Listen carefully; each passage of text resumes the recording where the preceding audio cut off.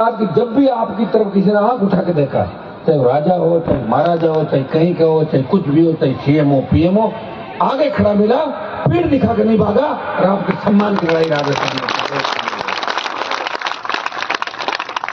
लूणी वो इलाका है जिस इलाके ने हमेशा संघर्ष देखा। आपके भाग्य में वही आता है जो मेरा आता है। यश नहीं मिलता, जीता देते हो, यश कोई नहीं देता। मैं तैयार करता हूं, सामने भाग जाते हैं। सामने भागने का कारण तो उनका ये होता है कि मैं पैसा नहीं कमा पाती या सुननी भी पड़ती मेरी। और सुनाता इसलिए हूं कि मैं आप सबको दिशा देना चाहता हूं। मेरा कोई मकसद नहीं राजनीतिक, अब राजनीतिक मकसद यही तो है कि मैं समाज के नौजवानों को दिशा दूं, बच्चों का भविष्य कैसे सुरक्षित हो, हम आगे कैसे आए और सत्ता पे हमारा कब्जा कैसे हो, सत्ता के सिंहासन पर कब्जा करें। रोने से कोई राज नहीं देता, राज छीनना पड़ता है। ये तैयार हो जाओ, 28 आपका इंतजार कर रहा है। अब हरियाणा, यूपी, दिल्ली, पंजाब, दिल्ली आपके हाथ से चले गए। अब एकमात्र राज्य राजस्थान है जहां से आप एक नई शुरुआत कर सकते हो, दूसरी जातियों को साथ लेके और दिल्ली की तरफ आगे बढ़ सकते हो। ये राजस्थान के नौजवानों को कहना चाहूंगा कि जो हालात राजस्थान में बने, 127 दिन के आंदोलन के बाद एसआई भर्ती को रद्द कराया। सब पता कैसे रद्द हुई, सुप्रीम कोर्ट के अंदर सरकार यहाँ कुछ बोले, राजा कुछ बोली। अगर ये 600 लुटेरे थानेदार आ जाते थानों में तो बेच नहीं देता राजस्थान को। क्या इसमें भी जाति हो गई? ये जाति का रूप जाति, अब जाति दे के काम करेंगे हम तो फिर खत्म हो जाएंगे, क्योंकि एक जाति कभी समझदार हो नहीं सकती, एक जाति से कुछ हो नहीं सकता। पेपर लीक की घटनाएं जो कांग्रेस सरकार में, बीजेपी ने पर्दा डाला, बीजेपी सरकार में जो गुंडागर्दी हुई, कांग्रेस ने पर्दा डाला। कभी बजरी माफिया आया, कभी शराब माफिया, कभी भू माफिया, तो कभी दूसरा माफिया। इस राजस्थान की जनता की किसने चिंता करी? आज आपने देखा होगा कि एक सांड को किस तरह गाड़ी से मारा, देख लिया आपने? इससे अंदाजा कर लोगों की मानसिकता क्या है। मानसिक रूप से लोग बीमार हो गए, पागल हो गए लोग। और ये गाय की बात करने वाली बीजेपी क्या कर रही है? गाय किस तरह सड़कों पर, कभी ट्रक का एक्सीडेंट होता 10 गाय, कभी 15, अब लंपी वापिस आ गई। पहले भी इनकी सरकार के अंदर आई। काम इनका एक एक वोट लो, पैसा कमा लो, चुनाव टाइम बांट देंगे, कुछ सोशल मीडिया पर लगा देंगे, कुछ खरीद लेंगे, कैंडिडेट खड़े कर देंगे, अलग अलग जातियों को बिठा देंगे, तो हम जीत जाएंगे। वो अपना काम कर रहे हैं, हमारे लोग इस बात को समझ नहीं रहे। और कांग्रेस अपना काम करे, उनको तो 100 सीट से राजी है। कांग्रेस वाले हमेशा लोकसभा में एक बार कहते हैं हम 100 आए हैं, भूल गए 400 थे पहले तुम लोग। ये तो दुर्भाग्य है कि देश को खड़ा करते हैं, कुछ लोग हंसते हैं और मैं भी उनके साथ खड़ा हूँ, नारे लगा रहा हूँ। क्या करूँ, मेरी मजबूरी है। मैं जाऊं किधर बताओ? बीजेपी की तरफ चला जाऊं तो लोग कहते हैं डर गया, वहां चला गया। और कांग्रेस के साथ मुझे रहना पड़ता है, वही कांग्रेस मुझे मार रही राजस्थान में। आप सारी चीजें देख रहे हो, लेकिन मैं मर नहीं रहा हूं कांग्रेस बीजेपी से। मैं तो जिंदा हूं, मेरी आवाज के अंदर इतना दम है। इस राजस्थान के किसी एसपी, कलेक्टर, आईजीपी को टेलीफोन करता हूं, 10 मिनट में काम हो जाएगा। कांग्रेस बीजेपी के नेताओं से काम नहीं होगा। कई आंदोलन हुए जोधपुर के अंदर, इस प्रदेश के अंदर अग्निवीर का आंदोलन भी मैं ही कर रहा हूं। एक व्यक्ति लड़ रहा है सेना के सम्मान के अंदर देश में। उसने कहा, डरा के आधा करा दिया। पहले 25% रख के 75 वापिस भेज रहे थे। किसान आंदोलन में जब हार हुई प्रधानमंत्री की, बदला लेने के लिए किसान के बेटों के खिलाफ एक षड्यंत्र है, अग्निवीर लेके आए। सब ज्यादा कौन जाता है सेना में? हमारे बच्चे जाते हैं। इनको कैसे तंग करें? हमारी एक ललकार जोधपुर की एक रैली से, एक ललकार से 50% हो गया कि 50 को रखेंगे, 50 को भेजेंगे। और जिस दिन 1 लाख की तादाद में आप दिल्ली चलोगे, उसी दिन मोदी के घुटने टिकवा देंगे और अग्निवीर को समाप्त कराएंगे। अगला जो हमारा आंदोलन है उस देश के नौजवान के लिए आंदोलन होगा, जिस तरह पंजाब के किसानों ने किसान कौम को बचाने के लिए आंदोलन किया, उसी तरह राजस्थान के नौजवान सेना के सम्मान के अंदर दिल्ली को घेरेगा और प्रधानमंत्री के घुटने टिकवा के और अग्निवीर को समाप्त कराएगा। भाई, और राजस्थान के अंदर कितनी अराजकता हो गई। आप देखिए, कई बार ऐसी तस्वीर आती है जिसको देख के आपको नींद नहीं आएगी कई दिन तक। 6 कितने दिन का बच्चा था वो जिसको मुंह में पत्थर बांध कर एक फोटो आई थी ना, 15 दिन का बच्चा, नहीं 15 दिन का बच्चा, हाँ ना, मुंह में पत्थर डाल के उसको डाल दो। ये मानवता कहाँ गई? एम्बुलेंस में रेप, आईसीयू में रेप, अस्पताल के अंदर, थाने में रेप, कहाँ गई मानवता? अपने आप लोग क्यों नहीं उठ रहे हैं? लोग कब जगेंगे बताओ मुझे? और है क्या यहाँ व्यवस्थाएं? 3 घंटा बरसात हुई, बाढ़ आ गई, 4 घंटा हुई, बाढ़ आ गई, क्या दे रहे हो मुआवजा? 0। अभी तो आपके नियम आपदा वो बनाना है 50 साल पहले के, क्या दे दोगे आप किसी को बताओ? सड़क पर लोग मर रहे हैं, अब लोगों ने भी तय कर लिया, कोई मार गया कोई मरता सिर्फ मुआवजा दे दो, बस बॉडी लेके बैठ जाएंगे। ये नहीं कहेंगे कि गिरफ्तार करके अंदर दिलाओ, हमारी पहली मांग लोग पहले तो मुआवजे वाली दे दो और फिर नौकरी वाली, अंदर पड़े नहीं पड़े मुलजिम छोड़ो, राजीनामा करना बाद में। तो एक घोर कलयुग है मेरे भाई। कलयुग के अंदर भी एक व्यक्ति लड़ रहा है आपके लिए, जिसने अपना जीवन समर्पित करके लड़ाई। अभी जवानी तो मेरे वापस आएगी नहीं कि 25 साल का हो जाऊंगा मैं, हाँ तो फिर क्यों लड़ूंगा? हो गया लड़ लिया, टाटा बाय बाय, कोई जरूरी नहीं लड़ना। लेकिन मैं लड़ रहा हूं जब मुझे कोई कहता है क्या कर लिया आपने, क्या कर लिया आपके लोगों ने। अभी आपने न्यूज पढ़ी होगी कि सबसे ज्यादा दारू का रेवेन्यू कौन दे रहे हैं? हमारे लोग।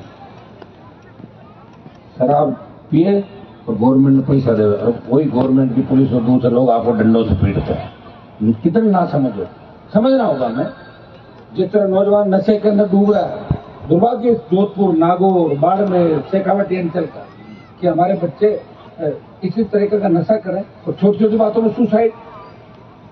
पता लगता रात को तो ठीक था, बोलता नंबर कमा सुसाइड कर लिया। ये कोई मुद्दा होता सुसाइड करना? किस बात का सुसाइड बताओ मुझे? सुसाइड तो कायर करता है, मजबूत कभी सुसाइड नहीं करता, कायर मरता है, मजबूत हिम्मत से लड़ता है। ऐसे सुसाइड करने पड़े तो मेरे को तो 300 बार करना पड़ता। अभी तो कितनी बार? हर पल हर समय झगड़ा, फिर यही करता रहता, दूसरे काम छोड़ देता। मैंने एक बात आपको हमेशा कही, हिम्मत वाले बनो। अगर मुझे मानते हो, मेरा नाम लिख देता, हनुमान जी में न्याय दिलाएंगे, बेनीवाल जी से मैं अपील करता हूँ, तो फिर मुझे पहले बताई दो ना आप सुसाइड क्यों कर रहे हो, मैं मदद कर दूंगा आप लोगों की। बिना बताए मर जाओगे तो मुझे क्या पता लगेगा? मैं भगवान थोड़ी हूँ मुझे पता लगेगा कि रात को कौन मर रहा है कौन आ रहा है, मुझे नहीं पता। हिम्मत रखो, मुझे मानते हो तो ये देखो हनुमान जी ने संघर्ष किया, सत्ता को ठोकर मारी। या जो लोग मेरा थैला उठाते थे वो 3-3 बार कैबिनेट मंत्री बन गए राजस्थान में, जो मेरा बैग लेते थे, या मुझे कहते थे साहब 2 मिनट मुझे भाषण करना। इससे अंदाज लगाओ, मेरे घर के आगे से निकलते हैं और कहते थे यार हनुमान जी ने क्या किया, पूरा जीवन यहीं बिता दिया, और कहते हैं इनकी बिजली और काट दी। तो भजन लाल को तो कुछ मिला नहीं, घर पे कोई था नहीं, मैं धरने बैठा, पीछे बिजली पोल पे काट के भाग गया। लेकिन मैं भी हाई कोर्ट में लड़ रहा हूँ, हाई कोर्ट के अंदर सफलता नहीं मिली मुझे। क्यों नहीं मिली? अंदर की पॉलिटिक्स समझ जाना आप लोग, कौन थे, क्या थे, कैसे हुआ, कैसे नहीं हुआ, समझ जाओगे सारा। डबल बेंच में जा रहा हूँ, मुझे लग रहा है जितना बिजली का बिल आया उतना तो मेरे वकीलों में चला जाएगा, तो सुप्रीम कोर्ट जाऊंगा, रुकूंगा तो रुकता ही नहीं, आदत नहीं मेरी। अंतिम फैसला करवाता हूँ, या तो हार या जीत, बीच में कभी नहीं रहता। और इसीलिए आप मुझे पसंद करते हैं। एक महाराज का 2007-8 का मुझे याद है, 7 से पहले मेले कैसे बढ़ते थे, और मेलों के अंदर लाखों की तादाद से मेरे आप आते हैं। मैं भी आपकी ऊर्जा देने के लिए, मैं पास खुद के 10 साल पुरानी गाड़ी आप देख रहे हो, फिर भी हेलीकॉप्टर उड़ाता हूँ। आपको कैसे उड़ाते हो? पैसे देता हूँ। पैसे कहाँ से लाते हो? आपसे लाता हूँ। करा लो भजन लाल जांच, मोदी जांच करा लो मेरी, गहलोत को मना किया। इसलिए कि किसान कौम का बेटा आपको आगे बढ़ाने के लिए जमीन से लेकर हवा तक लड़ रहा है, आप ताकतवर बनो, आगे बढ़ो। और तेजा जी का जयकारा विधानसभा लोकसभा के अंदर, तो मंत्रिमंडल के अंदर भी लगा। ये प्रयास हमने किया। तो मैंने पहला जयकारा लगाया तो मोदी जी ने कहा हुई तेजा जी आगे, मोदी को नाक रख लो खरनाल में, ये रही बुलाया नहीं बुलाया। तो भाइयों मैंने प्रयास, हो सकता है मुझे फायदा नहीं मिला, मेरे समाज के लोगों को फायदा मिलता है। कोई बेचारा मुझे गाड़ी देके अपना काम करता बीजेपी, हनुमान का ये कर दूंगा वो कर दूंगा, ठीक है 2 स्मार्टफोन ट्रांसफर कर दो, पटवारी बदलवा लो, 2 पैसे कमाई कर लो। कोई दूसरे तरीके से करता है, तो समाज को तो नुकसान नहीं किया मैंने, समाज को तो फायदा ही किया। समाज के साथ दलितों को फायदा किया, ओबीसी को किया, सबको फायदा किया। मेरा प्रयास यही रहा कि आप लोग आगे बढ़े और दूसरी पीढ़ी के हमारे बच्चों को मौका मिले। हमें तो किसी ने मौका नहीं दिया। हम जब थे तब तो कुछ भी नहीं था, घोर अंधकार था। अब ठीक है तो धीरे धीरे ठीक होगा। और मुझे पूरी उम्मीद है, चाहे जाट आरक्षण आंदोलन हो, चाहे दूसरे आंदोलन हो, बाढ़ में जोधपुर से शुरुआत होती है और वही हवा चलती है राजधानी तक। अब की बार आपका शेखावाटी अंचल पूरा तैयार है। हनुमानगढ़, गंगानगर, सीकर, जुन्नू, भरतपुर, ये 5 जिले ऐसे हैं जहाँ की राजनीति अलग चलती है। हम मारवाड़ के लोग एक साइड चल लेते हैं, अजमेर, भीलवाड़ा, चित्तौड़, उदयपुर, इधर तो ठीक है, अपना प्रयोग किए पहले, कहीं 60,000 वोट लिए, कहीं 50 लिए, कहीं 40 लिए, कहीं 30 लिए।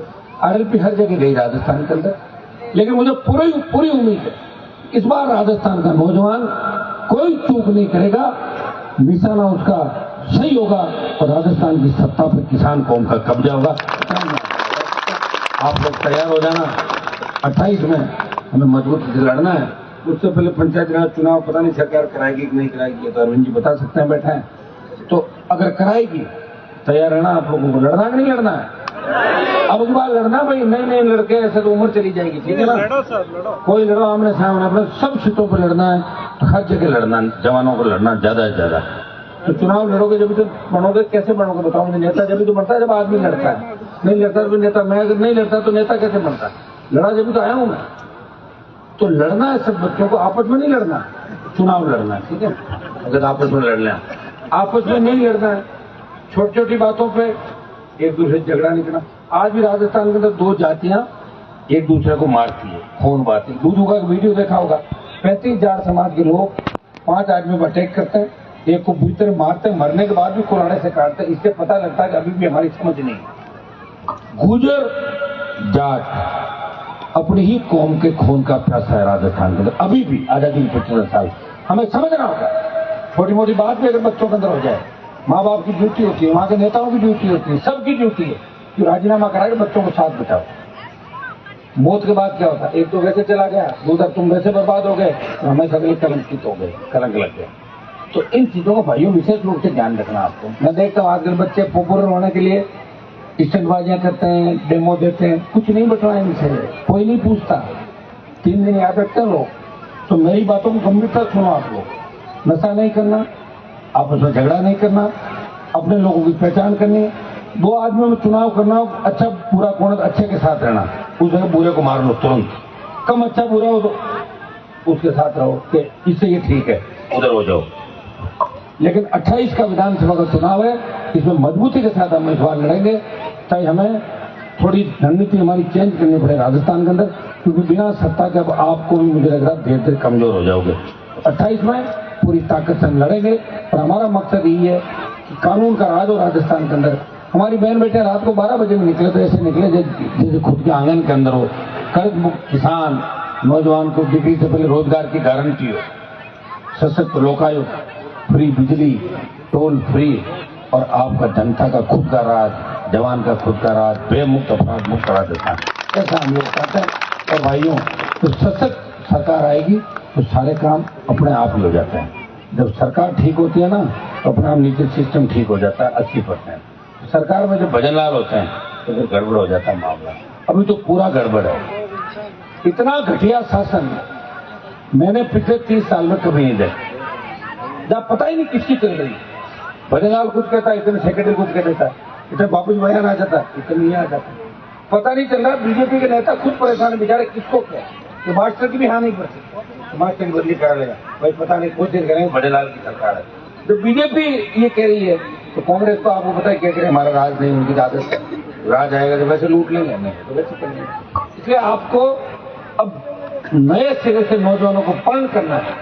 उस समय जब अंग्रेजों का राज था तब तो हमारे पास मोबाइल भी नहीं था, हम इकट्ठा भी नहीं होते थे, चोरी छुपे लड़ाई लड़ते थे, हथियार नहीं थे, फिर भी कितने नौजवानों ने सादत देके इस देश को आजाद कराया। उस समय टेलीफोन थे क्या, वायरलेस थे क्या? उस समय नहीं था ना, बंदूकें भी नहीं थी। कितना बड़ा भारत था। अब आप कितने नौजवानों बताओ मुझे, अभी सीटी मारते ही 2 लाख इकट्ठे हो जाते हो। 2 लाख के सामने क्या है सरकार, बताओ?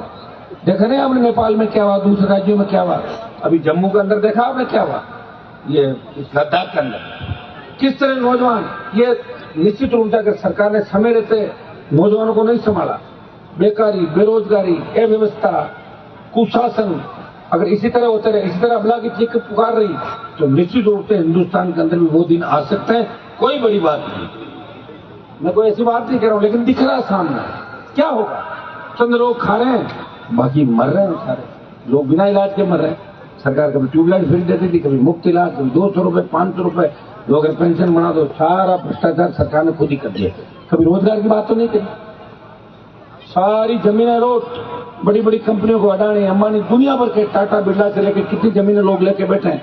बड़े लोगों ने अपने यूनिवर्सिटी खोल लिए, जमीनें ले ली 100 बीघा, भारतमाला आ गई, कहीं एक्सप्रेस वे आ गया, कभी रेलवे लाइन आ गई। हमारी जो जमीन छीन ली, हमारे पास क्या बचा पीछे बताओ मुझे, मुआवजा भी ढंग से नहीं दे रहे। तो भाइयों एक और लड़ाई के लिए तैयार हो जाओ। आप लड़ाई लड़नी पड़ेगी, और लड़ाई अगर नहीं लड़ोगे तो पिस जाओगे, कोई धनी दोरी नहीं है। इस बात का भी ध्यान रखना। मैं मेरे समाज के उन अधिकारियों को भी कहना चाहता हूं जो सत्ता के गुलाम बन के अपने लोगों का शोषण करते हैं, उनको मैं कहना चाहता हूं कि समय तुम्हारा भी खराब आने वाला है, समय पे चेत जाओ। जिन लोगों का आशीर्वाद से आगे बढ़े, जिनके नाम से आगे बढ़े, और कम से कम उनको तो बख्श दो, उनके साथ लूट खसोट मत करो। तुम लोग हर जगह देख रहे हैं 70% लोग अपने ही लोगों की शिकायत करते हैं। ये दुर्भाग्य राजस्थान का, देश का, और विशेषकर हमारे लोगों का, कि अभी भी समझदारी नहीं आई। समझदारी धीरे धीरे आएगी, जो तेजाजी महाराज के मंदिर बनेंगे राजस्थान के अंदर समझदारी आती रहेगी। हमें खुशी इस बात की, गंगानगर, हनुमानगढ़, सीकर, जुन्नू, भरतपुर के अंदर नौजवानों ने करवट ली, बड़ा बदलाव राजस्थान के अंदर आएगा। आप सबको एक दिशा में चल के इस राजस्थान की सत्ता के सिंहासन पर कब्जा करना है, और सारा हिसाब किताब 70 साल का चुकता करना है। बहुत बहुत आप सबको धन्यवाद। समिति को, जाट समाज को, सर्व समाज को, जो यहाँ आए आप लोग, माताओं बहनों को, विशेष रूप से बच्चों को, और हमारे छोटे भाइयों को, जो आने वाले नेता हैं सारे सारे, इन सबको भी शुभकामनाएं। इसी तरह आप सेवा करो, हमारे लोगों की बीच में रहो, अन्याय के खिलाफ खड़े हो जाओ। आपके पीछे मैं खड़ा हूँ, इतना विश्वास आपको दिलाता हूँ। आपको अकेला नहीं पड़ने देंगे। हमारे पीछे तो कोई खड़ा नहीं था, फिर भी मैं सब परिस्थितियों का मुकाबला करते हुए बाहर आ गया। लेकिन इन नौजवानों को कहना चाहता हूँ, नए नेताओं को, कि तुम्हारे पीछे तुम्हारा भाई खड़ा है, वो खड़ा है, इसका मतलब 50 लाख लोग खड़े हैं राजस्थान के अंदर, देश के अंदर। इस बात से आपको घबराने की आवश्यकता नहीं।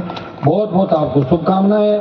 आपने मुझे आमंत्रित किया, दोबारा आपके बीच समय समय पर आता रहूंगा। लूनी में आके ऐसा लगता है जैसे खुद गए, कॉन्स्टिट्यूंसी के अंदर में आ गया, इलाके में आ गया। जोधपुर, नागौर, बाड़मेर के इलाके मजबूत है, और ये मजबूती इस बार आपको पंचायत चुनाव 28 के अंदर दोबारा आपको दिखाने।